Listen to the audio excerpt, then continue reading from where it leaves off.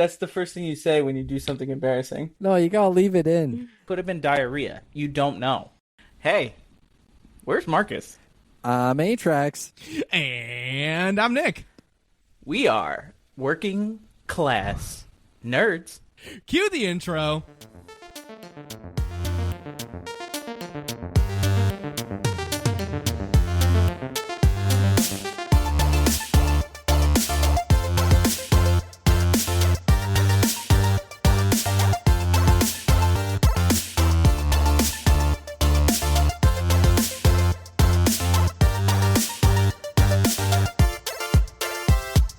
That's right, we are Working Class Nerds, the podcast that gives you no information about your favorite information.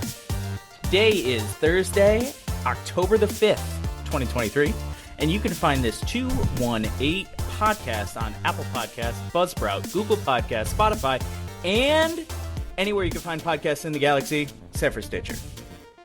And you can also find every single Working Class Nerds episode on YouTube. Just search for the Working Class Nerds podcast or go to youtube.com/@workingclassnerds. Click on playlist, click on Working Class Nerds, and boom! Every episode past and present right there, right at your fingertips, ready for your listening pleasure. And if you really want to find Marcus, you can watch him play video games every Tuesday, Saturday, and Sunday at kick.com/MarcusB814. As soon as he builds his computer, that is. And you can watch me play video games Friday nights at 9:30 Eastern Time, PM, that is, at twitch.tv/A_Atrax. And you can watch me play video games on select Monday nights at twitch.tv/NickVern51. And you can also find everybody on social media. Find Marcus at MarcusB814. I am at Atrax_A. And I'm at Nick Vern. That's what it is you give me on in this week's episode. We are finally going to be able to get a full, complete, and entire sentence out. Wait, hold on. Actually, we have to do the intro over. We have to start over. We did it wrong, completely wrong. It's all off. It's completely wrong. We found him. Anyways, Joey Fetta, a.k.a. Mr. Frozen Cheddar, a.k.a. Cheddar_Mini_Panic, a.k.a. the Nerds Community Manager, is our guest this week. So welcome back, Joey. And what have you been up to? Yeah, well, thank you for the introduction, even though I was pretend Marcus during the real introduction. So it's absolutely fantastic to be back hanging out with you two fine gentlemen. Hell yeah. What Absolutely. have I been up to? Believe it or not, this time I actually have some video game news to talk about. Woo woo. I've been Let's hardcore addicted to Overwatch 2. Overwatch 2? You mean Overwatch 2. Overwatch 1? Overwatch 1 reskin. You mean Right. Steam's most negatively reviewed game? Yeah, oh yeah, and I can see why. Let's hear about it. But I would love to hear about this. like a hooker on crack. No, It's I've bad. had stints of Overwatch play. I played it Yeah. too when it came out first. I get it. I don't think Overwatch 2 is a bad game. I just think it's so It gets similar old to fast. Yeah, it's just like shallow-ish, you know what I mean? That's all. Absolutely. Go play TF2. But sorry, I didn't mean to. Oh, Joey clicked the mute button on his headset. There he goes. And It was on he's- purpose. It was. I didn't want to burp in everyone's ears. That's kind of disgusting. Why? Marcus does it every week. Yeah. But just I'm like, not Marcus. I'm pretend Marcus. And then continues his thought. Yeah. Okay. Noted. Noted for future belch. Anyways, Meanwhile, back on the ranch. you were saying? Yeah, I've just been playing Overwatch 2 as far as video games go. It's been an absolute ball. Who have you been But I playing leave as? mad every time. Yeah, who are you? And it's Mad okay. every time. Unfortunate. Yeah. And what's your favorite role and character? I play tank, dude. I have no brain. All I got to do is stand there. Oh, He do you is- play he is- Roadhog? I don't play Roadhog. Oh, You play Reinhardt? I play Orisa. okay. Oh, nice. Orisa's fun. I've played Orisa before. Yeah, she actually got a rework in Overwatch 2, which means I'm a little spoiled because that's who I played in Overwatch 1. All right. So Oh, nice. She's a little bit different. Which one? Lot of Which fun. one's Orisa? I might be fucking that The up. robot Orisa's the robot chick full that bug like thing. throws out the shields. Not Right. She anymore. also not anymore. Oh, that's right. Not the old anymore. Orisa. Does she still have her like pole, her little gravity ball thing? Oh, Orisa. Yeah. That's I've been probably saying it wrong. Orisa. Yes. Welcome to New Bondi. I remember That map is cool. that's one of the few PlayStation games that I played because the majority of my friends were on PlayStation that played it. It's just a fun game to play with friends. You know, Yeah, man. It's Yeah. not like I'm gonna jam on it by myself because I will cut myself. Oh, who's Right. playing Overwatch 2? If I had to guess. Ethan? Go for it. Give it a guess. Ethan or Yarden? No, Min and Min. Dario over across the pond. That was... Yeah, I couldn't... Wait, how... Yeah, I don't know how I would have Ethan be playing Overwatch 2. I feel like it's... No, he just got back on land. Right, and he was underwater. I forgot about that. Mm-hmm. And Yarden's a Call of Duty guy, if I recall correctly. Yeah, big time. But Anywho, lots of fun. That's what's up. Yeah, and So- of course, painting all the time. yeah, What you're were we gonna say? painting up. You're painting up a storm on when you send me photos and stuff. Is that mostly commission work? Recently it has been. A lot of commission work has been rolling through. I have a pretty big backlog, but then I also got invited to a very special project that's near dear to my heart. Mm-hmm. And that is to be one of the first American content creators for Moonstone. Ooh, okay. Yeah, so we have a video production crew that we're going to be working with to do some instructional videos and then film some battle report games, as well as showcase some of the characters. And they have a new Kickstarter that's actually coming out on Tuesday, so we're trying to get it moving to be close to that. Hell yeah, that's wicked cool. That's Yeah. awesome. Oh, Really shit. excited. Dude, that's sweet. Well, obviously tell us how we can help, and we can post the links everywhere and all that fun Yeah, stuff. as soon as it gets moving. So the production crew just bought a third camera for additional angles, and obviously we have to keep painting up our models because who wants to show a promotional video with unpainted models? Yeah, of course. Absolutely And not. because I am super extra, I'm making a diorama board for the game. Of course. So it's going to be 3x3, multi-level, complete, turfed up with grass, and I 3D printed a handful of buildings to put on it in this wonky, whimsical fantasy style. Yeah. I That's think so I cool. saw those. Were those drying? No, I've been keeping you updated. They just got primed. I have to paint them up, and then we got to glue them to this board. So, That's fucking That's awesome, awesome. man. I can't wait. I'm pumped for you. Yeah, I'll be sending more pictures as it gets closer in the Discord if you want to keep tabs. Sure. Of course. And if you're not in Yeah. the Working Class Nerds Discord, check the show notes. It'll be there, and you can Yep. see Fetta's awesome mini paintings. I've really been appreciating the updates because I think it's super cool, but I don't have the dexterity to paint. Really, Oh, nor small. do I. I've seen some of your figurines, dude. They're tiny. Yeah. Okay, You know what I'm talking about, Nick, right? You have that yes. face. Come on. You clearly have the skill. I tried to paint a medical droid for Legion, and I couldn't painted it even. again. Yep. Yeah, basically, it was when you give a 2-year-old a coloring book and they have to stay in the lines and they just don't even know the concept of lines. And they just scribble all over it in different colors. That's what I basically did with the droid. It was I know I'm trying to do this, but my hands don't make those shapes. So Yeah, this kind of goes here, and this kind of goes here, and it's a Yeah. figurine. It's fine. It's Joey- not perfect. yeah, Mr. Yeah. Fetta here was very polite, but it was terrible. And then he painted over it after, as he should. Yeah. It wasn't terrible. It was appropriate for your, Skill skill at level. the time. Yeah. I mean, I remember in kindergarten on my report card it said lacks fine motor skills. So I think that probably Oh. carried through. Didn't outgrow that one. Yeah. Not completely, my- anyways. If my aim in video games sucks, and I play video games all the time, I've got no chance with painting, man. It ain't happening. Well, I have an essential tremor, so I have to overcome it a little bit. Okay. So that's Oh. what I mean, where I don't have the dexterity. I just have Gotcha. patience. Well, you He's overcome just it really good. better than Yeah. me, and I don't have a Well. tremor necessarily. So Thank you very much. hell yeah, you crush it. Atrax, what have you been up to? Well, I started. Last week we talked about with Max and Sema. We talked about Starfield quite a bit. So Yes. because I've got the new PC, I started playing it, And I'll be honest, like, I have no clue what's going on. I haven't paid attention to the story too much because I haven't been feeling great, and I've been playing after work, so I'm just like, I'm just enjoying running around, like sneaking, trying to sneak past people to get the objective done, or if I get, alerted, hey, he's over here, then, dispatch the enemies with haste as what is needed. I've only got a pistol. I'm on the first world. Honestly, don't know what it's called, but it looks like the moon, and I've just been enjoying it. It's a classic Bethesda game, and I was watching a YouTube short earlier today on like the space between points of interest.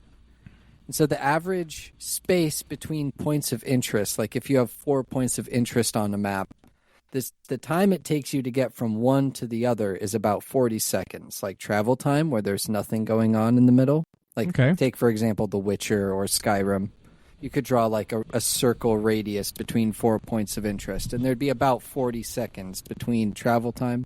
Yeah, if you do that with Starfield, some of them are like 5 minutes of just travel time, which I think is partially cool because it's space exploration and, these are beautifully crafted worlds by Bethesda. But also at the same time, just use the fast travel, which I have been doing. So I've just been fast traveling all over the place. Yeah. And getting missions done and looting areas and, filling my pockets with random crap like cups and random poetry books that I think, oh, maybe this is useful to lore somehow or something. They are, And then I end up either selling it or, like you said, it's actually important to the lore. So I've just been wandering through it, and it's been fun. I think the game's really well done. Yeah, there's a lot I like about it. It's only a couple things that I am critical of, but no, I think the points of interest being far away, if you actually fly from like planet to planet or planet to a moon or something like that, that makes sense that it's that far away. But the game is so like heavily focused on, you just grab jump to the next planet or the next system.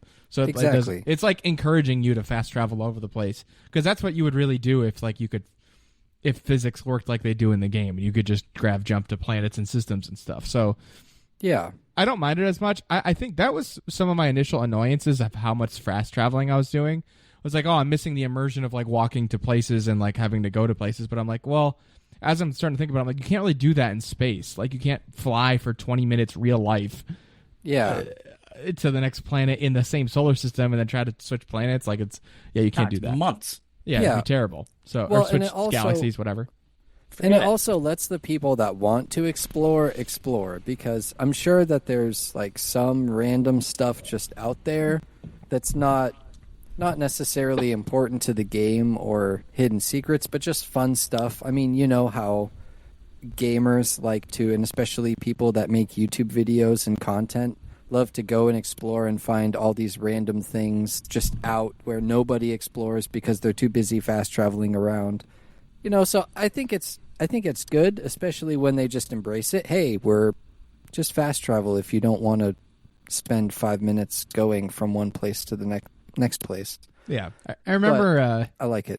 I remember, to your point, a YouTuber when like right around when the game came out, like went to bed, like was like, I'm gonna fly to Pluto, like not fast travel, and you can do, you can just like go to a planet, but like it's like they fell asleep and woke up like 5 hours later, and then like they just phased through the planet.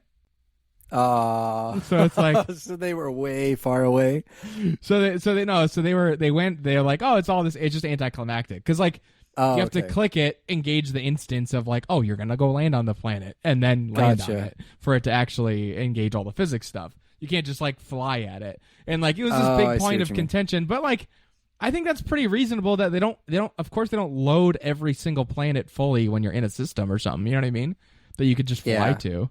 That would require an insane amount of resources. It's pretty reasonable to be like, okay, we got to this place, click the button and make the planet like actually populate, You are still playing a video game. Yeah, like well, and especially it's not actually traveling in space, Especially if they load, or at least the game is in a way to where you can fly through space continuously without loading screens. Like that's a huge map to have loaded at like all at once. Right. So it would stand to reason that you wouldn't load the planets, and the planets would then be like, okay, now you're entering this planet, forget the entire map of all the other planets, just load all the insane amount of detail that's on this one planet.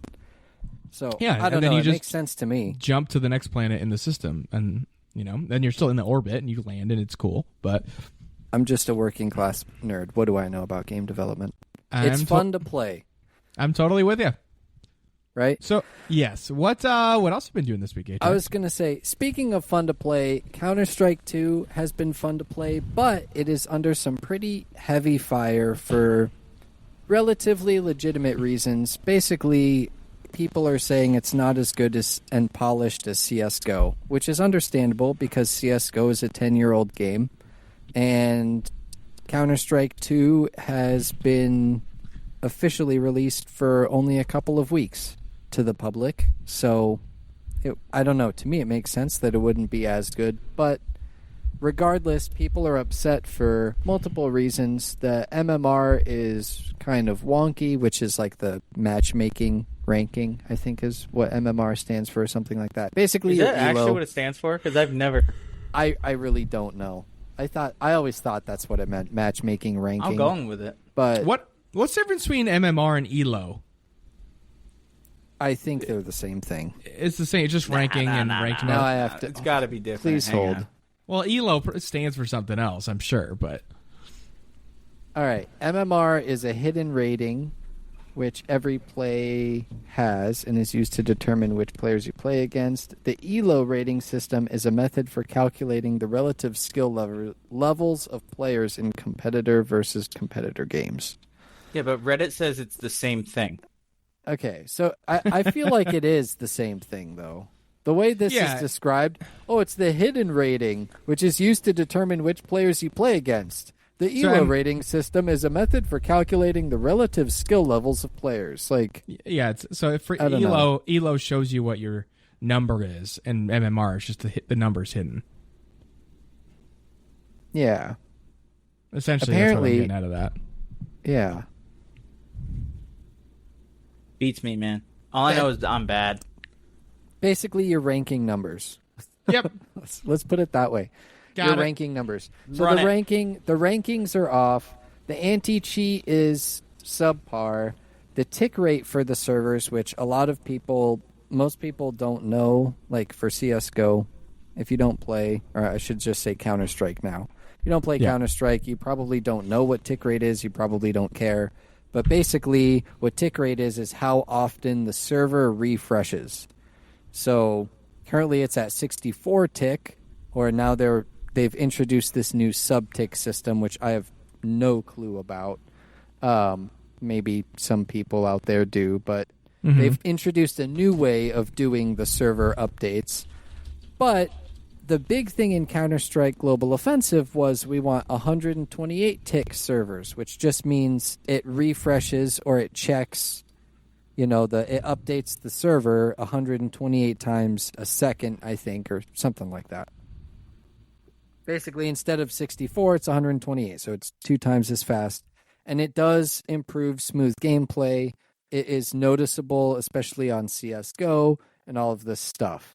The people at the pro level are really analyzing this because, of course, they're the ones who spend thousands of hours in the game, and they know the intricate details, and they can feel the difference between CSGO and CS2 and all of this stuff. But to me, honestly, it just feels like a different game because it is a different game, and that's why I'm missing my shots, and I just need to get better and get used to the new game. Like, that's how I'm approaching it and how I view it. So I enjoy it because I think the game looks really good. My biggest complaint, which a lot of people have, is that they don't have all the maps. My favorite map, Train, is not in Counter-Strike 2. It was in Global Offensive. I really hope they bring it back, along with other fan favorites like Cobble and Cash. So it's I hope that they're going to improve it, but I hope that these new maps get introduced soon. And I'm sure that they're going to fix it. Like people have said, the difference between the previous Counter-Strike, like between the game that came before Counter-Strike Global Offensive, And then CSGO, like the CSGO launch was terrible. So people who have been there said, like, yeah, the CS2 launch, replacing CSGO with CS2 was a lot smoother, and the game that we got is a lot better than the difference between the original, whatever Counter-Strike game came before that. I think it was 1.6, and CSGO. Like, CSGO, people said was terrible when it launched. So, I don't know. Keep up with it. Hold on. Hold out. If you're new, come play the game because it looks really good and it's fun to play. Don't be intimidated by all these people who have been playing CSGO for thousands of hours. You know, all the people who are big names in CSGO. Oh, well, we trust what they say. And they do have valid points. I'm not saying they don't. But, you know, they notice the intricate details. People like me who are just bots that run around and kind of know utility and enjoy watching the pros play, you know, we'll enjoy our game. I think it's worth supporting. So go play CS2. Come join the Nerds community. I'm playing all the time. Hit me up. Let me know. It's good times. Hell yeah. Hey, are there any sales going on? Oh, yes. There's a Bandai Namco sale. Thank you for bringing that up. There's a Bandai Namco sale going on. So you can go buy Elden Ring for $40. 34% off. It's $40. It is going until, I believe it's the 19th. Let me double check here really quickly. Yes, October 19th. So we've got 2 weeks from today, which is Thursday. It'll probably be about a week and a half when you're hearing this, when the episode is released. But yeah, so you've got plenty of time. Go check it out. You've got Tekken on sale, Park Beyond, which we talked about when it released a few episodes ago. That is also on sale. Tons of great games. Tales of Arise, which is like an RPG. A bunch of Dragon Ball Z games. Code Vein, which is like anime Dark Budokai. Souls. Yeah, One Piece games. Ace Combat 7, which I'm tempted to pick up because I love the look of Ace Combat games. I love flying airplanes, but I'm terrible at it. Little Nightmares 2, all sorts of great stuff. Go check out the Bandai Namco sale on Steam. And now we've reached that time, gentlemen. It's time. Oh, yeah. For Game of the Month news!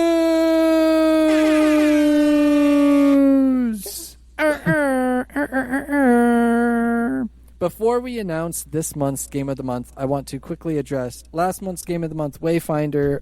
Thank you, everybody who played it and who enjoyed it.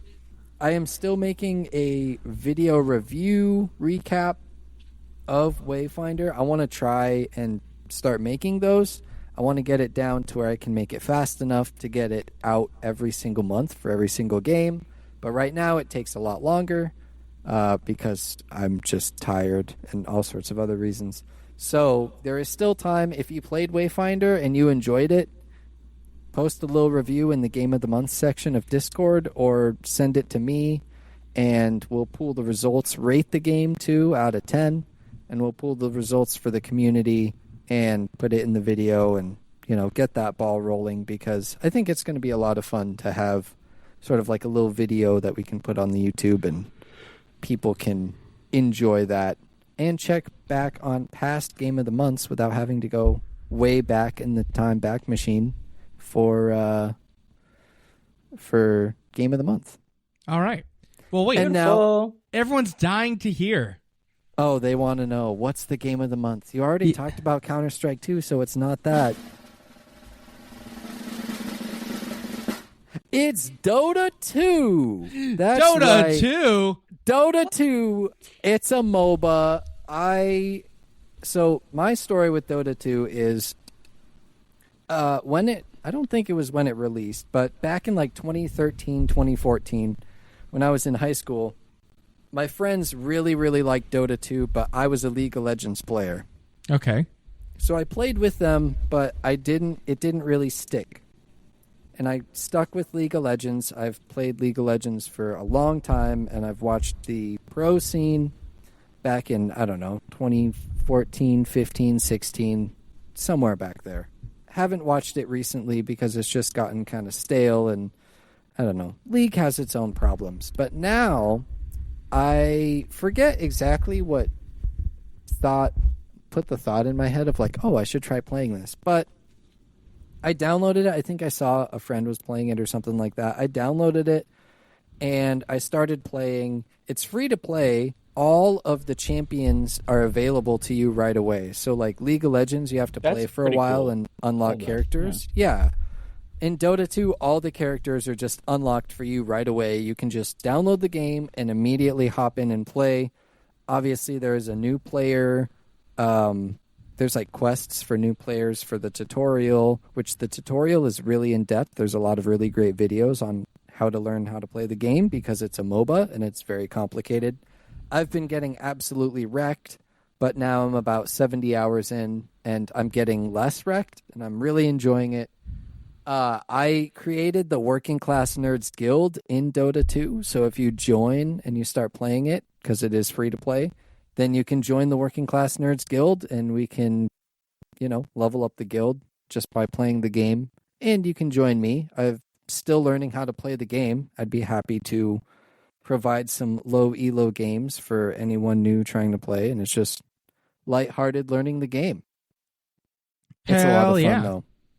And they have right now the Dota International, TI, is going on, which is basically Worlds, or it's the, World Championship game.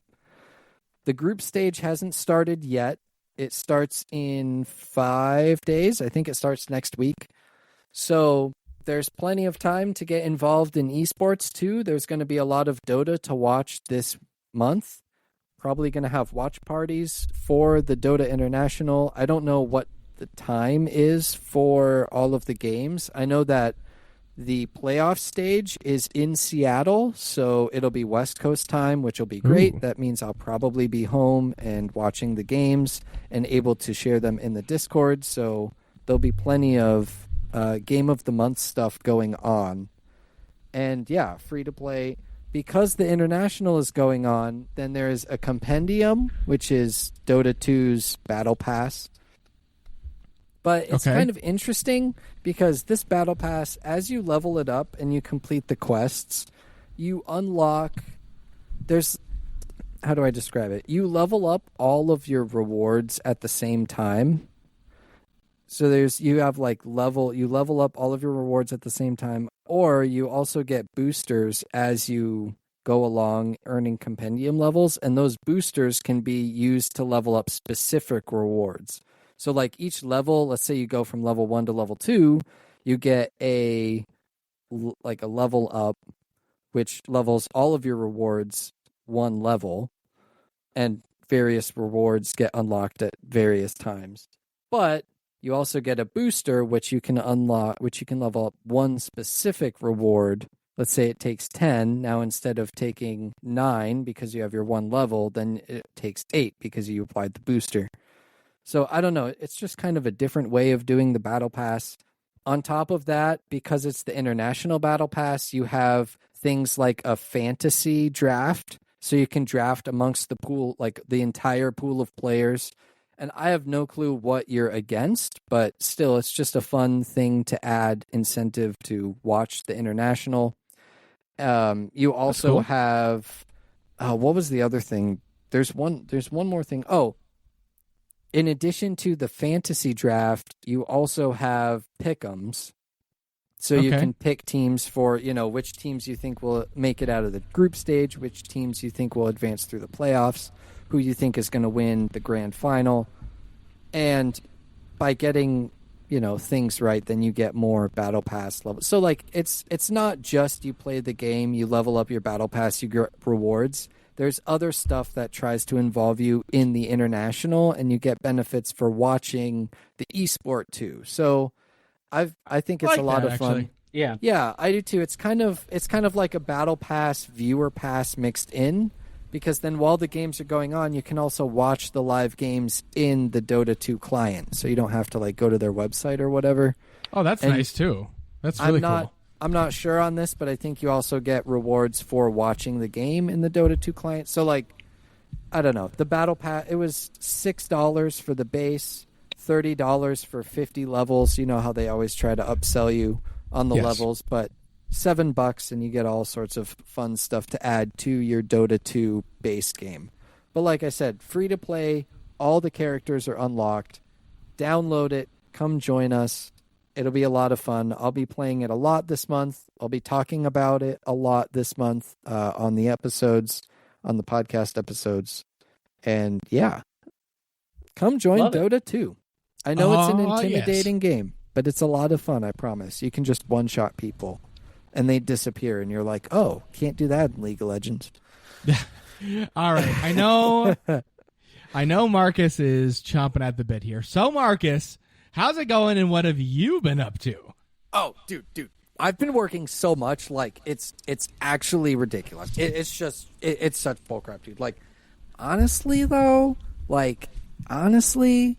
I've been working so much. I got on the couch, and I sat down, and I was just pooped. Like, I didn't even build my computer. I was just pooped. So don't laugh because I've been working way too much, but at least I have 128 gigs of RAM. So suck on that.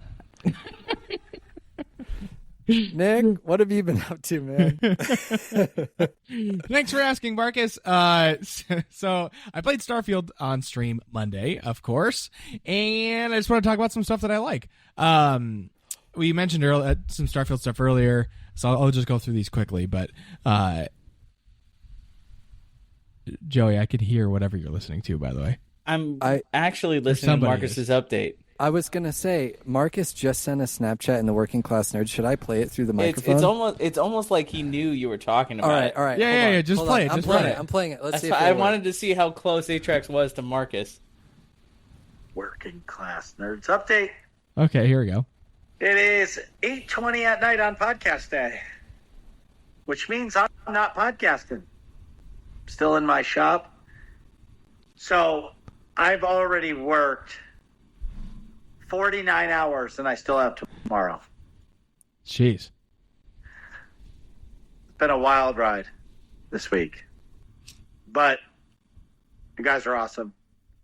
Thanks for being active in the Discord, too, because I haven't had time. As Ray would say, stay safe out there. There it is. There it and is. Thank all you nerds out there in the Discord. Yes, indeed. Link in the show notes. So, Starfield on Monday on stream. Thanks for stopping by stream, everybody, by the way. And I've been playing, I definitely spelled it wrong in the show notes here, but I've been playing the Ryujin Industries side quest line on which you find on Neon, which is really cool. It's like this corporation that excuse me, makes a bunch of different things, including ship parts. And they make the dopest stuff in ship parts, and they make drugs and a bunch of different cool things, and weapons too. And basically, some light spoilers, but the missions are basically all just corporate espionage. So it's go to this company and install this virus on that computer that'll fuck them up or whatever. And it's okay, steal a key card from this guy so we can sneak into their factory and sabotage one of their machines, and then they have a terrible PR when somebody dies from the machine or whatever, and it's a competitor. Or go influence this person at the local club and make them think this company's terrible because they're a competition in this deal or whatever. It's pretty cool. I don't know, and the person you work for has the same attitude as the lady in Devil's Wears Prada, where she's just an asshole and arrogant and shit, and the whole company's arrogant and we have so much money and our product is so superior that of course you'll go to any lengths to ensure our market shares higher or whatever. I don't know. Oh, so Intel business things, Yeah. I've also been doing the Freestar Rangers quest line, but I kind of stopped. That's honestly how I came across this part of that quest line. You go to Neon, which is the big. I forget the name of this planet, but it's the city on this big planet. But the city's cool. It reminds me of gives me New Vegas vibes in Vegas or something, or I don't know, Diamond City in Fallout. It's this platform on largely a water world, but it's mostly inside and sort of dilapidated, but all neon lights around stuff, trying to get your attention. almost like Rapture? Times Square. Okay. It gives me Rapture pre-destruction vibes, but it's not in the water. It's almost like an oil rig. You know what I'm saying? Oh, gotcha. So like a manufactured island almost. Exactly. And they're fishing. The company that founded it harvests these fish, and in the fish are like the drug of the game. I forgot what it's called. Interesting. It's a hallucinogen it's basically spice, but it's a hallucinogen that slows down time. So and that's like part of the contraband. Like you can't leave the city. It's legal in that city, but you can't leave with it. So it literally says if you have it in your possession, you can't fast travel because you'll go by the guards and get arrested. Oh, okay. It literally says you cannot fast travel with whatever it's called in your pocket. What the hell's the drug? That's crazy. Well, it's Aurora is what it's called. But in Neon, in that city, it's legal, and you can only buy it legally there. Everywhere else, it's illegal. And, of course, there's the legal vendors, then there's the illegal vendors that are like, wait, God, there's no Aurora in this drink. Here you go. You know? Wait a minute. So you can take the drug in the game? Oh, yeah, 100%. Yeah, that's how I got addicted to it. Somebody's buying an apartment in Neon. Yeah, exactly. If you can get one, I'm going to, but it's cool. So I'm not fast traveling anymore. Right. I am parking it. I am always holding. But no, that's why I got the shielded cargo on my ship. No, the tricky part, you can't get out of the city with it because you got to go by the guards. But so you can stow it on your ship if you wanted to, but getting it to the ship is tricky. But I guess I could just walk to it maybe. Well, I'll have to try that next time I play. But you have to kill some guards. Yeah, I probably have to Nothing kill to some see here, style. officer. Right, seriously. But there's a club where you can buy. That's the place you can buy it. I forgot what it's called. It's the Dream something, and it's a legit rave in there with dancers in weird outfits and a DJ. And then you go to the bar, and that's where you buy the drug. And there's crazy colors. This almost sounds like a cyberpunk island. It is. It's very much a cyberpunk island. Exactly. Okay. It's fucking cool. And then the drug makes your vision extra colorful and foggy while the time is slowed, so it makes all the funky colors in the rave extra cool. So it's just interesting. I think it's just a really cool piece of I don't know, lore and culture in the game. That's different than the sort of slums or undeveloped worlds or a shiny New Atlantis developed city. It's just interesting to see the different types of civilizations there. I also like the Freestar Rangers quest.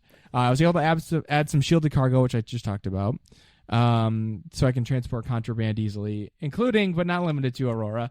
And I think I'm going to go back and see if I can explore that pirate faction too, the Crimson Fleet, because I don't know, the whole Wild West space pirate gunslinger ship captain vibe is cool. You just go around doing crazy shit because it's the Wild West in space, And I could be this corporate dude and a Freestar Ranger, but I'm really the crooked cop kind of guy. You know what I mean? And going and making deals or whatever. I don't know. It just seems fun rather than I'm in the UC Vanguard and I'm here to defend the galaxy or whatever. You know what I mean? Yeah, you're sir, you can't fast travel with Aurora. All right. I'm gonna need that. And you're Gotta confiscate. I'm Pickle Rick. Hey, you gotta put this Aurora up in your butt, Morty. Way up in your butt. Way up there, Morty. You gotta do it for Grandpa. Exactly. But Joey, what were you going to say about the Crimson Fleet? I saw you No. I had a revelation a little earlier. Okay. But you could.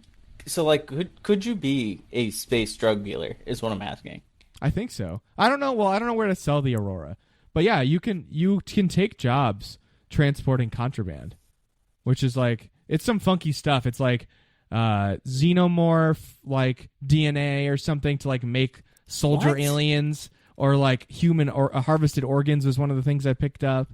It's highly illegal shit that's flagged as contraband that you can travel with. Yeah. What the? Oh, heck? Stolen art too is contraband. Although that's a lot less exciting, but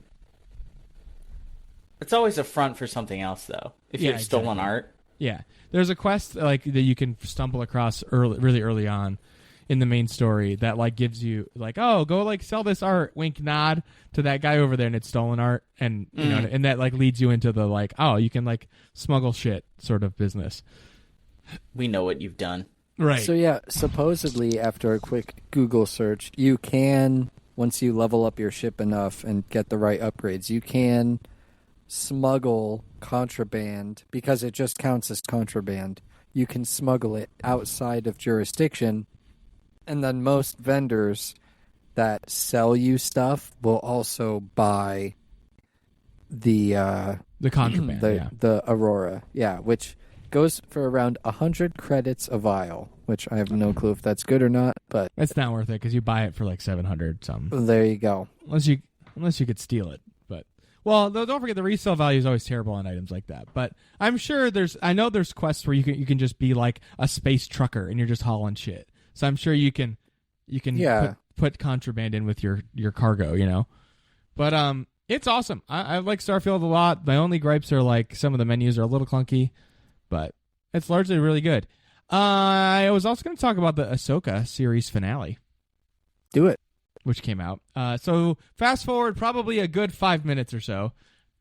Yeah, spoiler alert. Spoiler alert for sure for the Ahsoka season finale. Mr. Fetta, you've watched it as well, right? I have.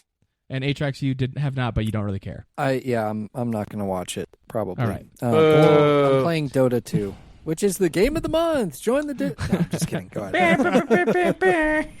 Yeah. There it is. Yeah.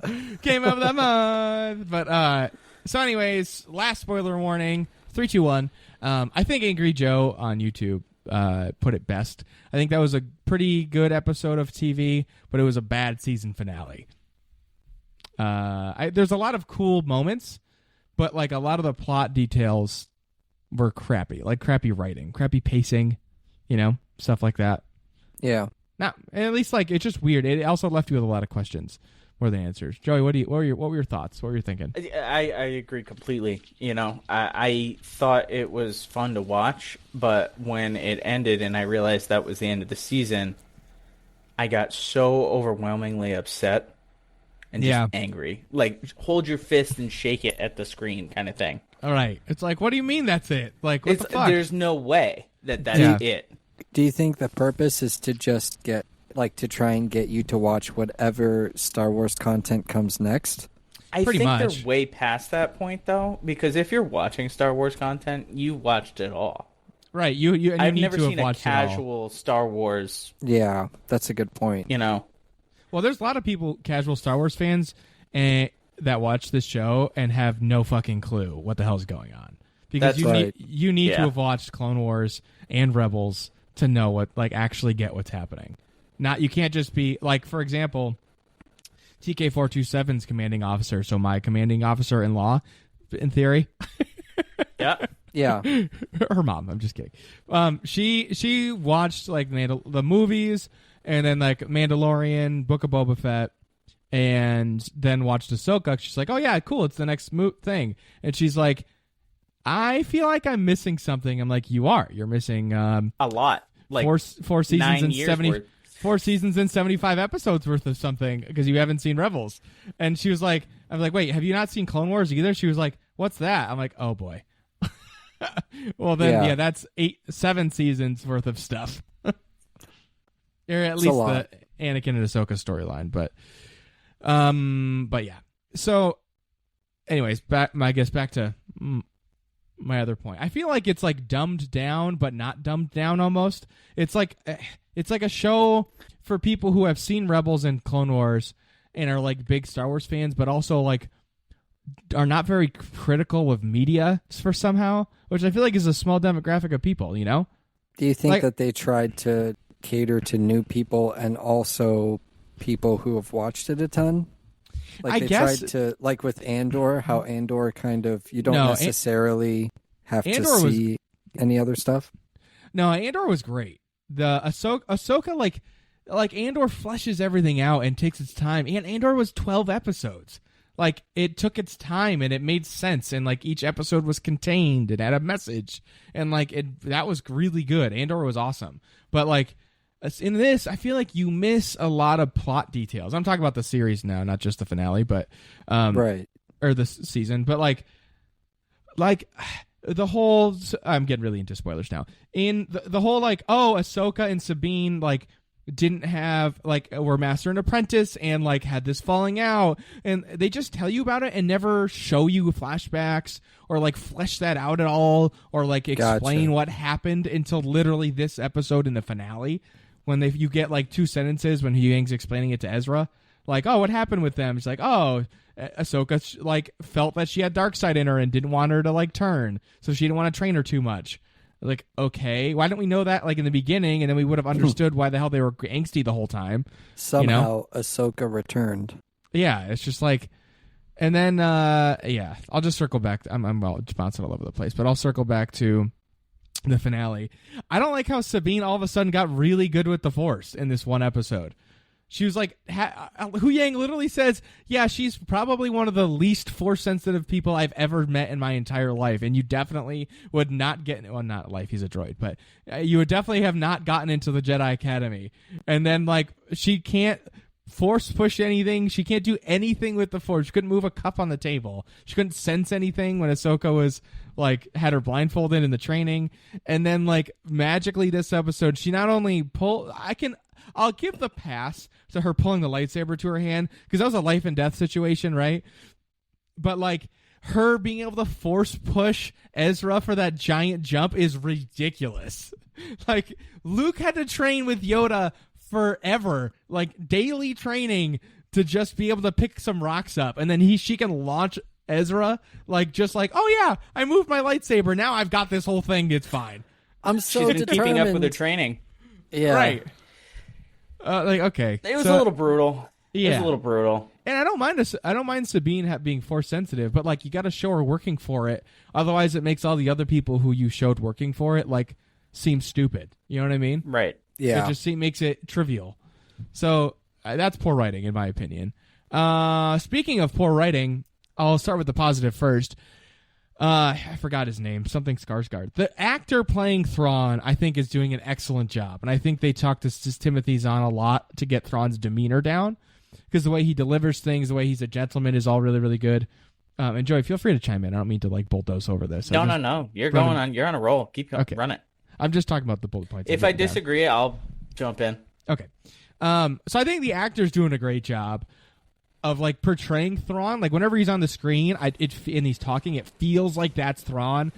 But the actions that he does are not like Thrawn at all. So like if the Thrawn in this is an idiot, like he has everything loaded in the beginning of this episode. Especially this episode, he's an idiot. He's not bad before, but like, they're ready to leave. And like 2 episodes, he goes, "Oh yeah, I don't care if we leave the Jedi here and just leave them stranded. That's fine. Let's do that."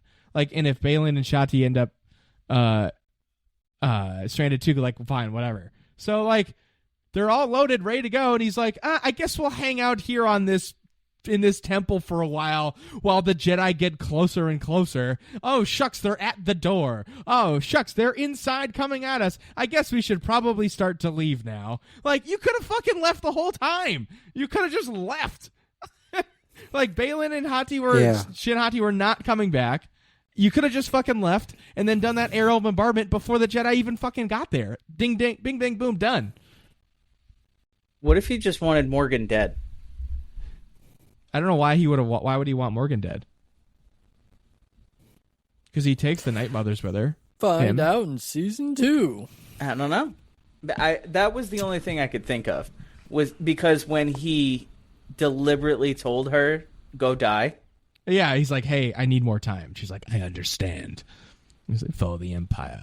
I felt like that could have been deeper, but I could be reading into it a little bit more. I hope it's deeper. Thing. Like, that would be Thrawn-like to be playing 4D chess like that.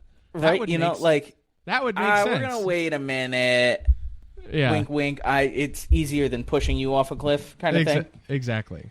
But, like, so, yeah, I don't know. That didn't make sense to me. Also, one more Thrawn being an idiot thing. So, like, a couple episodes ago, or last episode, I don't remember which episode it was, he sent gunships and troops after Ezra and Sabine, I think it was, when they're with the Hermit Crab trailer park people. the Nati or whatever their name is. the hermit crabs, yeah. Yeah. So they, like, he had TIE fighters the whole time. Like, he could just send a couple TIEs over there and blowing up the whole camp. Why did he send, like, gunships full of foot soldiers? You know what I'm saying? Like, he was like, oh, just send 2 TIE fighters. Like, why didn't you send 2 TIE fighters before? They would have been done. Like, hello? I don't know. That didn't make any sense to me either. Like, so when I saw he had TIE fighters, I was like, you have a whole fleet? You know, you can see them in the hangars in the background when the first 2 launch. I'm like, right. Okay, that doesn't make any sense. So, like, if he had sent TIEs and they somehow dealt with it with, like, hermit crab rocket launchers or something, like, okay, sure. But, like, at least make them make sense tactically. Also, for criticism of the finale, not enough Balin at all. He had one scene that showed him in front of that cool statue. And did you catch what the statue is of? I did. The father on the Mortis gods. That was cool. So that ties in, I think, basically to the world between worlds. That's what Balin's going after. Yep. But that's the thing calling out to him and him wanting to go to the beginning, whatever. That's cool. But like that or that Legends character, the Dark Side Mother thing. You ever see that? You ever hear about that? I forgot what it's called. Abeloth, that's what it is. Yep. For anyone totally clueless. And also, checking in, still spoilers here. So if you fast forward it's been way more than 5 minutes at this point. Just keep skipping. Just keep skipping. Keep skipping. Just So, keep skipping. Still in the spoilers. Abeloth apparently. So if you don't know what the hell I'm talking about, you got to go just look up Screen Crush's breakdown of this episode, and he explains it better. But the quick version from Nick is in Clone Wars, there's an episode where they go to Mortis and you find these 3 gods of the Force. There's the father, the son, and the daughter. The father's like the balance between all of the Force. The son is the dark side. The daughter's the light side. Some stuff happens with the characters that basically Ahsoka dies on that planet and the daughter gives her life energy to Ahsoka. So Ahsoka's kind of like the light side of the Force entity now, and the pet of the daughter, God, light side, is an owl named Morai, and you see the owl follows Ahsoka around, and the owl Morai is actually in this episode too. But so the shtick with this Abeloth character is that's the mom of this family, but she like got engulfed in the dark side and was all dark side all the time, and so the other 3 had to like banish her somewhere, and the thought is they banished her in this galaxy in Peridia, and I guess in Legends they banished her some far off place. So it could be maybe this is the tomb of Abeloth or whatever, or where she got banished to, and that's what Balin's getting called to, or he's just going to go to the world between worlds and try to do something there. But either way, I wanted to see it, and all we see is that one shot of Balin. It's fucking stupid. And Shin Hati's scene was stupid too. She just goes it was to the worse. That was worse. She just blank look on her face, goes up to the Marauder camp, and is like, and lights her lightsaber, and that's it. And it's like, what does that mean? Is she staying? Is she going to kill them all? Is she supposed to take them over? Like, I did for a second get vibes of Anakin and the Tusken Raiders. I thought that too. I thought that's where that was going. And then she kind of did like the Breakfast Club thing, hold up the boom box, like, oh my god, or your fist, like, don't you forget about me. That's kind of the vibe I ended up with. Yeah. It's just dumb. I didn't get no that. Thank you. But a lot of cool stuff happened. I did like, I don't know, I liked the zombie night troopers were cool. It was pretty crazy. That was cool. The sounds that they made. Yeah, the sounds were really cool. I agree. I thought that they were already undead, and I'm actually glad that they weren't. I'm glad that they were like actual humans. Then we got to see them get reanimated. Yeah, wait a minute. Roll that back, because the whole time I was like, oh my god, those are totally zombies. They're all zombies the whole time. Yeah, but they weren't. Mm-mm. So how did their armor get so jacked up? Just from them being on that planet, I guess. Your clothes get jacked up just from being there? Well, I'm sure there's wildlife and shit. I'm sure the Night Mothers... They're a Star Destroyer. I don't know. Well, the ship crashed, too, don't forget. Okay. So they had to repair it with all the funky gold parts. You know, the ship was kind of falling apart, and it got, it was getting ripped apart by the Purgle. Meh. But I'll give it a pass for the armor being tattered. But it's dope. It is cool. It looks really cool. I like how they added all the Night Sister red too. That's just cool. And then they got resurrected. And then they had the Purge Troopers with like the pseudo Beskar armor that were like, those guys were dead for a long time. Those were legit zombies. Yeah. Like the Stormtroopers were like freshly reanimated. Like the Purge Troopers were like Walking Dead. Like when Sabine had shot one of their faces off, which that was cool, by the way. I don't know if you saw that. You see And the it cross had the section, jaw coming down. It's just like the jaw, like half a jaw moving. I was like, whoa, that was way more gruesome than I was expecting. Speaking of gruesome or not gruesome, like, it's a TV show. They didn't have to worry about the R rating. Why didn't they hack up the limbs of the zombie ones? Like, they're slow walking zombies. Chop their legs off. Cut them in half. You saw the one decapitation. Yeah, like, and that was it. You want the production answer, gentlemen? Sure. It's way cheaper to just do one scene. That's true, and not have to cut it and not have to like. I've never done VFX. But I've watched enough how-to videos and like behind the scenes and all that because I find it fascinating, even though I don't have the time to gain the skills. But I bet they saved a ton of money. That's a good point. I didn't think about that. Well, then, boo! Spend some money on the show. All right. If it doesn't look good, it's probably because they didn't have the budget or the time. Yeah, exactly. That's why we didn't have Zeb in this episode. Budget. There you go. That's basically my thoughts there on that Ahsoka season finale. Overall, I liked the show. I think I was really disappointed in the finale just because of how much potential the show had. And it like got really close to doing good stuff, but then missed the mark on some things. So, especially in the wrap-up. Yeah. Yeah. My hot take is I didn't like the finale at all because it left me with more questions than answers, and I hate that because... How are they going to do season 2? Don't know. I know they're going to do that Mandoverse movie. Going to have to wait. Yeah, is it going to be waiting? Yeah, I don't like waiting either. I would have liked more wrap up. I think you could have still led into the movie and wrapped that up nicer. Yeah, but now you have like essentially new plot lines. Like at first you had no idea what Balin was up to. You're like, something calls to me. Like it could have been diarrhea. You don't know. And then at the end. At the very last 30 seconds of the entire season, you get the answer that we've been speculating about. And it's still more questions. Is it Abeloth? Is it like is it a portal to the world between worlds? Right. Is it the world between worlds?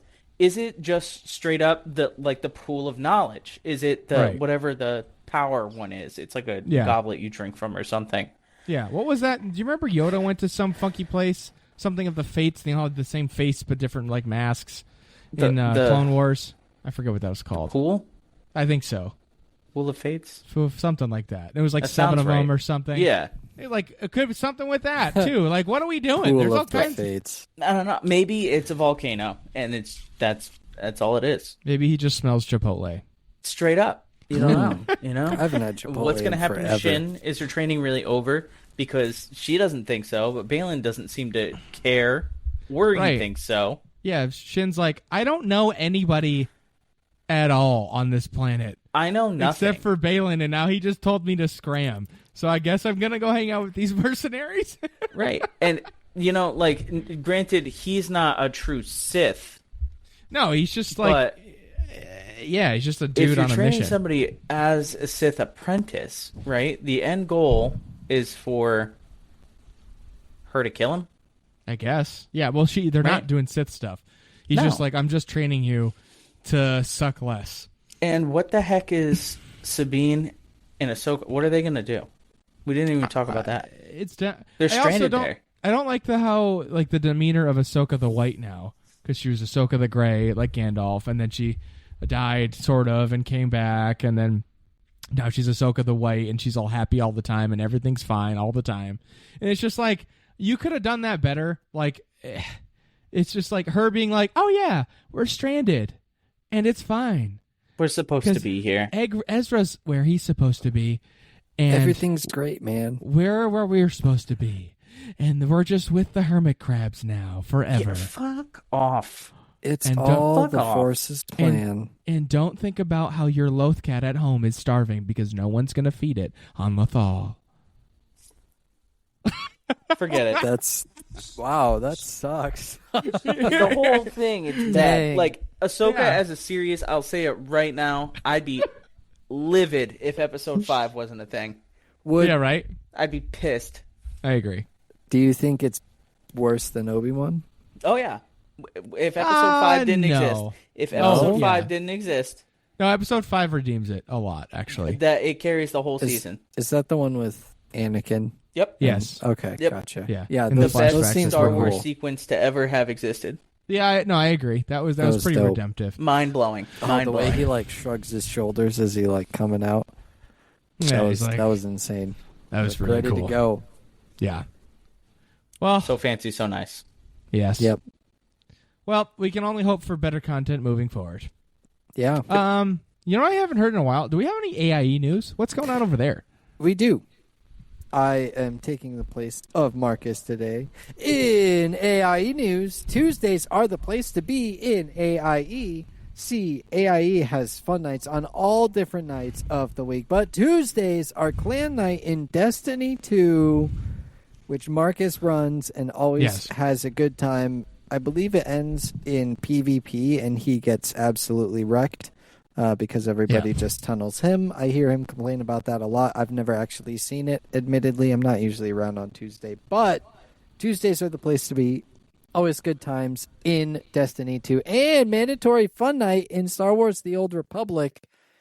They have all sorts of fun stuff where fun is mandatory, but attendance is not. And we had Max and Seema on the podcast last week.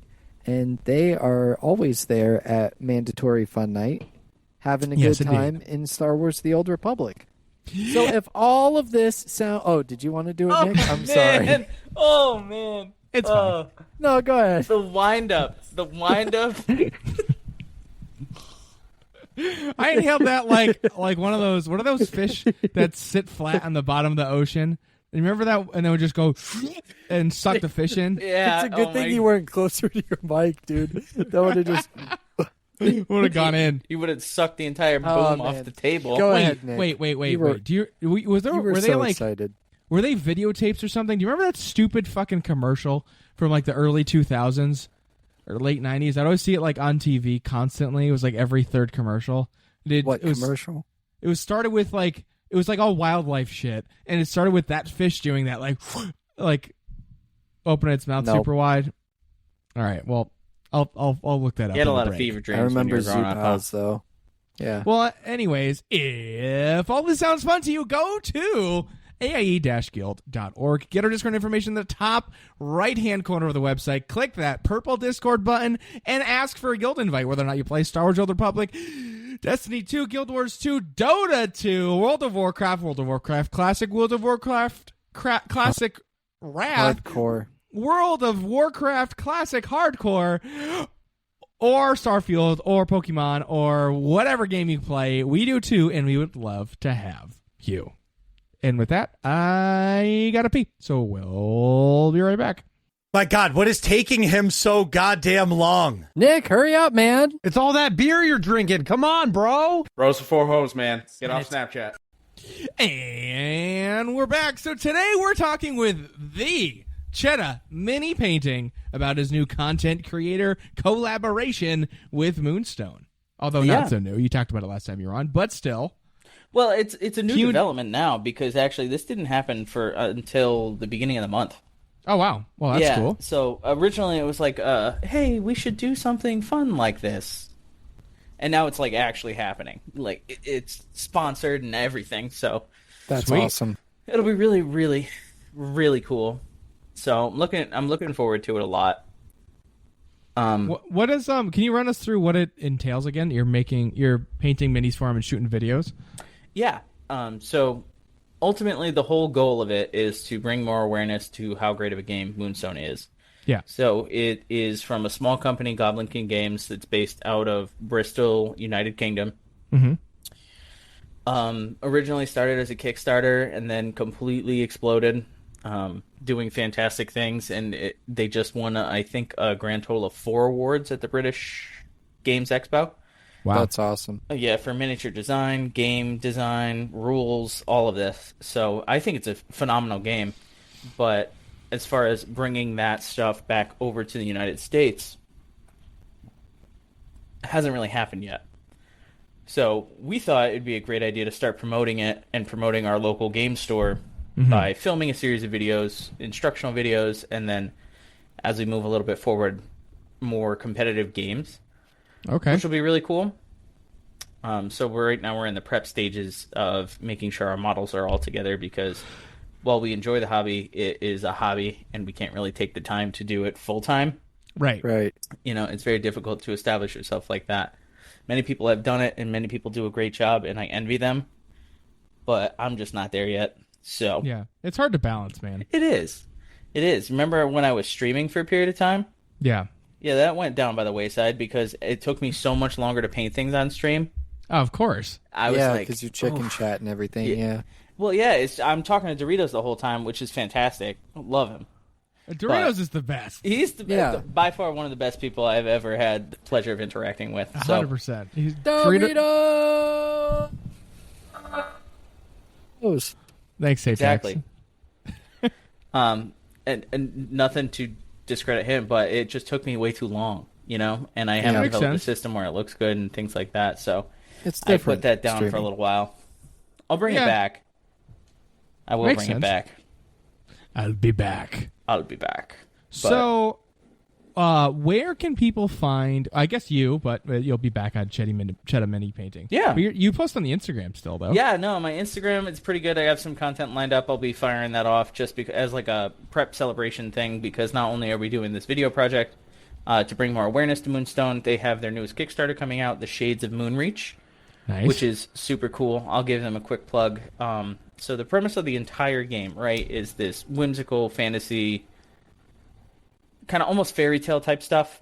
Okay. And you're fighting over moonstones, which are these magical gems that come out of the ground at night.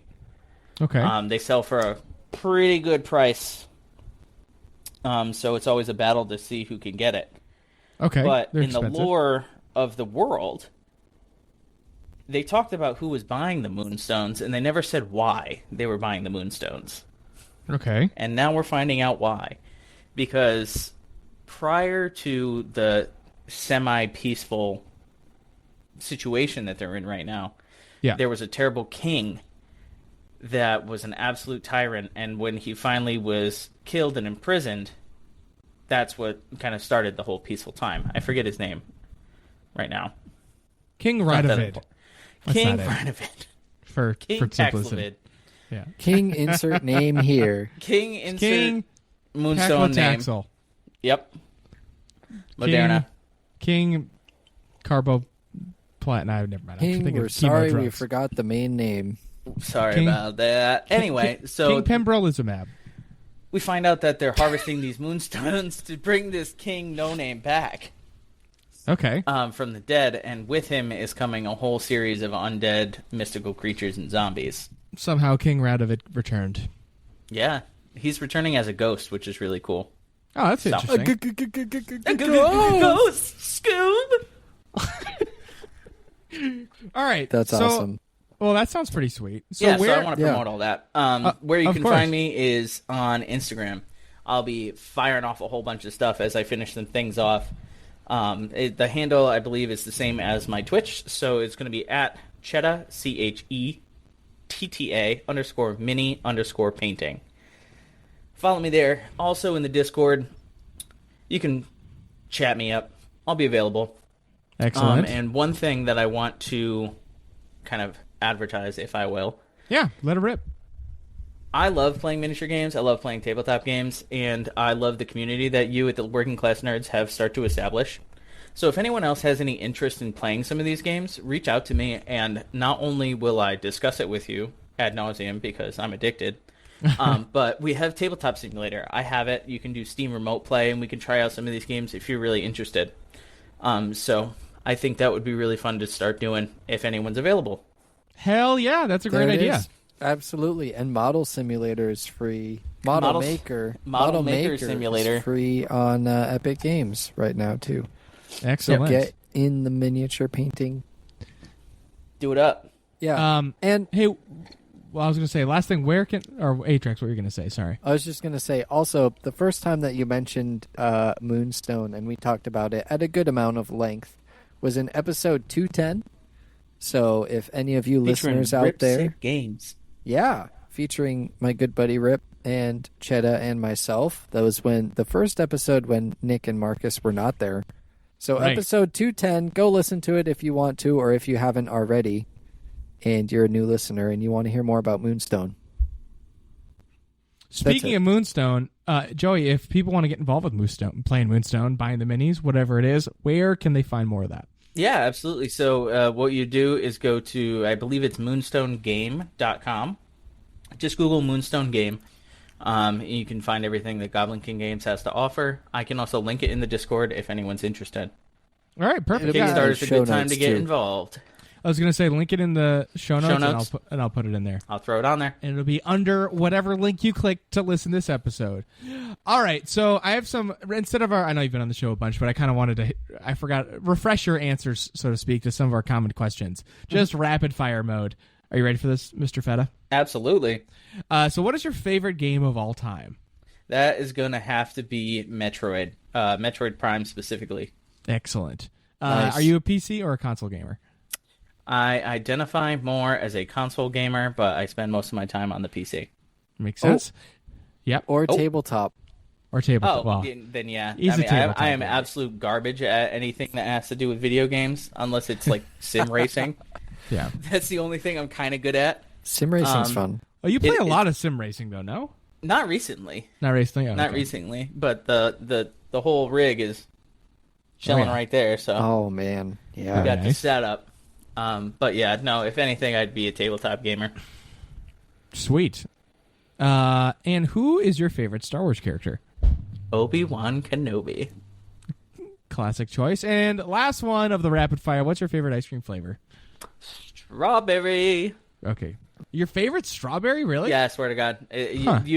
If you have ice cream, right? You have different ice cream flavors. Okay. Like, for example, let's say chocolate.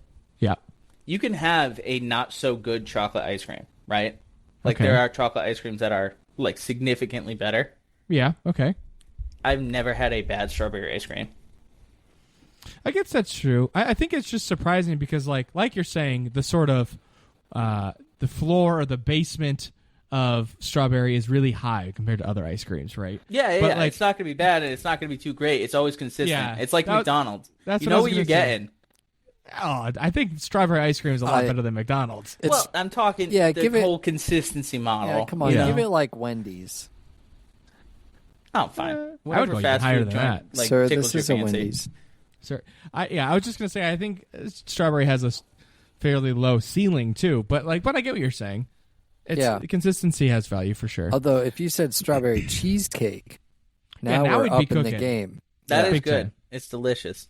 Yeah. But nah, man, I Strawberry. see strawberry, No, and if I strawberry's can't good. decide, like I'm standing there on a hot summer day, and I'm looking at this chalkboard that I can kind of read most of it to pick the ice cream flavors, and I can't decide, I'm going just strawberry.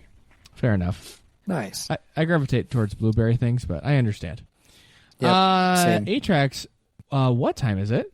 It's time for working class question.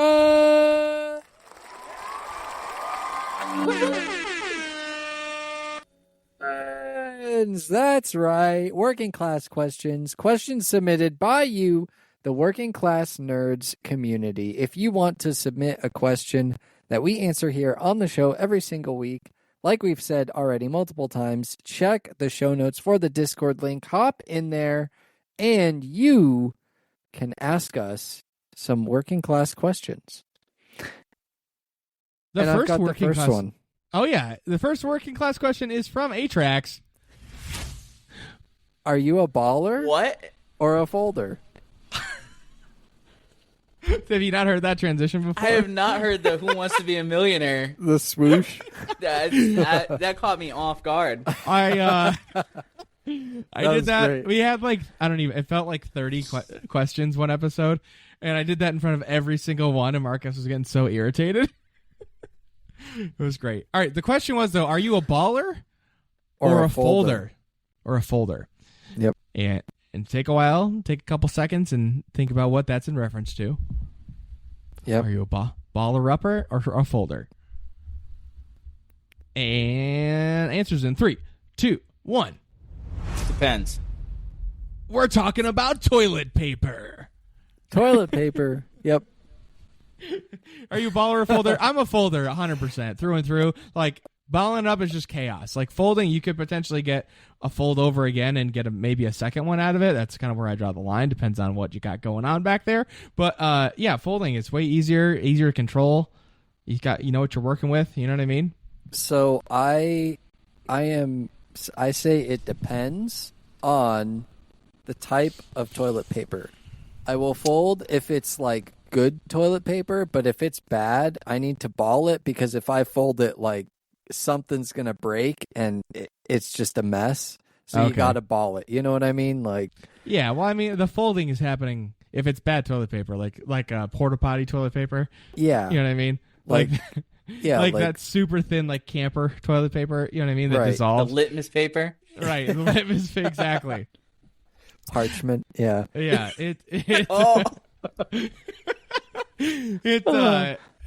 I'm putting like multiple layers of that for a fold. That's not like a. So you got like a TP accordion back there. Is what Oh you're yeah, saying. exactly. It's like an accordion that you're working with, He and then you uses can half go. the roll. He's in there just. All right. Oh man. Well, yeah, that's the worst is having your finger go through it. That's just terrible. Yeah. But next question. Wait, who's our next question from? The People's Tank. It's Rayu. And Rayu asks, When did the boys play COD? I forgot. You have the sound. I'm not used to that. I gotta get used to it. I gotta wait. All right. I'm sorry. We're doing it live. My bad. Run it back. Can we cut that out? Oh of boy. course. Woo. All right. No, you gotta leave it in. That was great. No, it's not getting cut. It's just we can just clip it. You just, Okay. That's the first thing you say when you do something embarrassing. Yeah. Yeah. Oh my god. All right, so let's try that again. Rayu asks, When did the boys play Call of Duty? I have not been. I have not played COD in quite a while. I've been playing Starfield. No Division 2 Call of Duty. Select Mondays. I haven't Yeah. played. Those are on Super Select Mondays Yeah. And bonus streams. and bonus There you streams. Exactly. We have a bunch of questions from the Marcus B814. He says, "Hey, Trax." Hey guys, I'm just gonna read these normal. All right, sorry, fine. sorry. That's fine. I'm not doing the voice. No, it's cool. Couple of questions here. If you were given a new car, free and clear, Wait a minute. Wait. Can you like do that intro just a little better and like get some dramatic pause before the question? okay, all right. I'm sorry. Oh, hey guys, couple questions here. If you were given, I can't make it. Hold on. We got to do it one more time. Okay.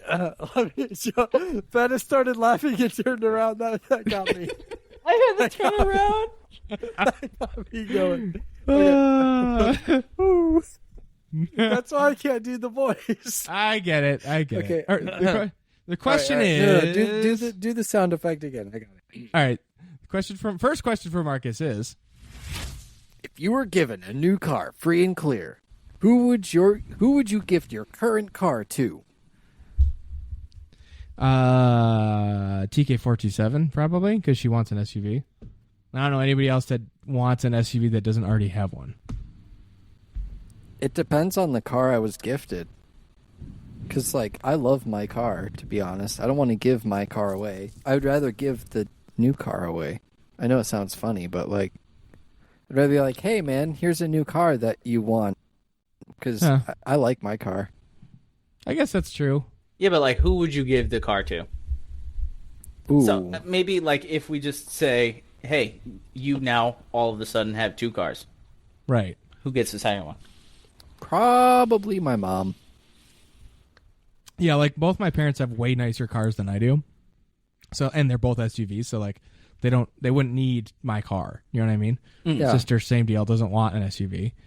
Her boyfriend has a truck, and she like drives around a lot, so she has a small car. So I'm like, okay, TK427 has a small car and wants an SUV. So that'd be my first thought of like someone who like is close to me that wants an SUV, you know? Yeah. My brother could probably use a new car. There you go. Mr. Fetta, what do you think? Probably the first person who approached me that wants to learn how to drive stick shift. Oh, good point. Ooh, there you go. I want to learn how to drive stick shift. I'm certainly not doing that on your car. You would if I had a brand new car free and clear. Well, yes, exactly. There you go. Next question from Marcus. Joey, do you want to read this one? It says... Let's do it. It says... It says, I think wings are the best food to eat whenever. But what is your favorite food to eat before getting on an airplane? Before getting on an airplane. I usually like to fly early in the morning, so I don't... No, that's not true. Whenever I get to the airport, even if it's like 3 a.m., I always stop at McDonald's. And I get like a McGriddle that I eat like 3/4. I eat all of and then feel horrible. What about you guys? And of course a hash brown too. Mandatory. Why do we eat the same damn thing? I love it, that $8 McGriddle because it's at the airport. Oh my god. Exactly. Yeah. Ooh, it tastes better because it's fancier. Right. It's not regular McDonald's, it's airport McDonald's. I'm Yeah, sophisticated. dude, they had to bring that shit past TSA. and getting on an Airport McDonald's. aeroplane. I see your airport McDonald's, and I raise you in airport sushi. Oh Ooh, no, buddy! That's a terrible I'm idea. Prepackaged I'm kidding. airport No. sushi at the grab and go. I actually like the breakfast places, like wherever they have pancakes or waffles. And I know it's Yep. a meme in the community, but like actually, the Portland airport has some pretty good like breakfast places, but also other airports that I've been to. I can't remember what the name of it was in Boston when I went to PAX, but I went there and I got like a The airport? breakfast. Yeah, Is the airport. Logan. Well, but I mean like the place breakfast that I place. got the food. Oh, sorry. Yeah. I can't remember what the name of it was, but I got like a everything bagel breakfast sandwich, and that was really good. And I don't know, breakfast food is always good at any time of the day. So if there's an open breakfast food place, I like pancakes and like French toast, but a breakfast sandwich or a breakfast burrito too. Breakfast burritos are really good too. Breakfast burrito's great. Yeah. Yeah. So Can I ask a follow-up question? yeah. What's the most over-the-top baller food you've ever had at an airport? In an airport? Yep. Oh, easy. Mine's super easy. I feel like not that many. In Not the in an airport. So this yeah, was no, this is actually the airport stuff. I've got this one for me. This was in Vancouver, BC, Vancouver, Canada. There's a restaurant there. I don't know, again, I don't know the name, but in the airport they had this giant atrium with like a river flowing through it and trees and a giant wall with a fish tank in it, and behind that wall was a restaurant, and they had crab mac and cheese and a beer. And that was like, it was before I went to Australia. That was the best airport food experience I ever had. The crab mac and cheese was amazing. The beer was top tier. That's the best. And then sitting there and looking at that giant fish tank too. Shout out to the Vancouver airport. That was awesome. I feel like I've not really ever had fancy food at an airport. Like, I feel like most of the time it's shit food at airports, at least in my experience. But then so instead I'll just say what my favorite food is, and I have a really soft spot for Panda Express, which is terrible food. But like, there's no Panda Express within legitimately 2 hours of me. They're like, the one in the airport is like probably in Boston is probably the closest one. Jeez. So that's Okay. yeah, like dead ass. Or it's like the bottom of Connecticut maybe, which is like an hour and a half. Closest one for me is 4 minutes. Oh, yeah, I would eat there all the time. Panda Express is great. There used to be a Panda Express in the student union at UConn. Oh man, And I would was get dangerous. that. I would get that. I probably gained like of the freshmen, 20 pounds. Probably 15 of them are from Panda Express. Oh yeah, Dude, and it used to be next to the Wendy's too. I know. That was a Wendy's too, and they put in stupid 1 plate, 2 plate. They went from Panda. Yeah, I was gonna say God, Panda it went Express. S tier to D tier. 100%. Panda Express is the food that you order 2 plates because you eat it and you're full, and then an hour later you're hungry and you want it again, and then you eat it and you're full, and then an hour later you want more and you eat more, and you're. Oh man, yeah, dude, I love Panda Express.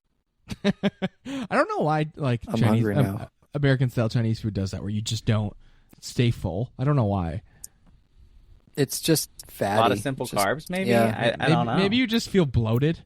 Like it's so irritating to your stomach. Yeah. You get kind of full, but you get bloated, and it feels like you're full, and then you're not really. So then you're actually hungry like a couple hours later. Could be. That makes sense. Or there's just so much oil it just passes right through you. I suppose. Joey, how about you? Fancy airport food? Oh, the only reason I asked, once I was on a business trip and I was out in Indianapolis, and Indianapolis, while being a large-ish city, isn't known for much except for the Colts. Okay. But they're also known for this St. Elmo's Steakhouse. Okay. And let me tell you, I had probably the best damn ribeye I've ever had in my entire life at that airport steakhouse. Really? All No kidding. right. I swear to God. And I went to the steakhouse the day prior, like the actual one. Ate a whole big-ass steak, and then did it again when I was at the airport the next day. At the airport It location? was so good, man. I got off the plane with gout. It was good. That's the best. Oh man. I speaking of culinary stuff, quick sidebar. My parents and TK427 and I went to J. Timothy's Tavern. Have you been there, Joey? Of course I've been to J. Okay, Tim. good. I was to say, if you're a foodie and haven't been there, this is asinine. But if you've not heard of it, just look it up. It is the best wings in Connecticut. They fry them, sauce them, fry them again, sauce them again, which is called dirt style. Exactly. Yeah. And this is the place where dirt style originated. The tavern was originally built in 1789, I believe, and was originally owned. It was called Cook's Tavern because James Cook, like the founding father, owned it. So it's in Plainville, Connecticut, near where TK427 lives.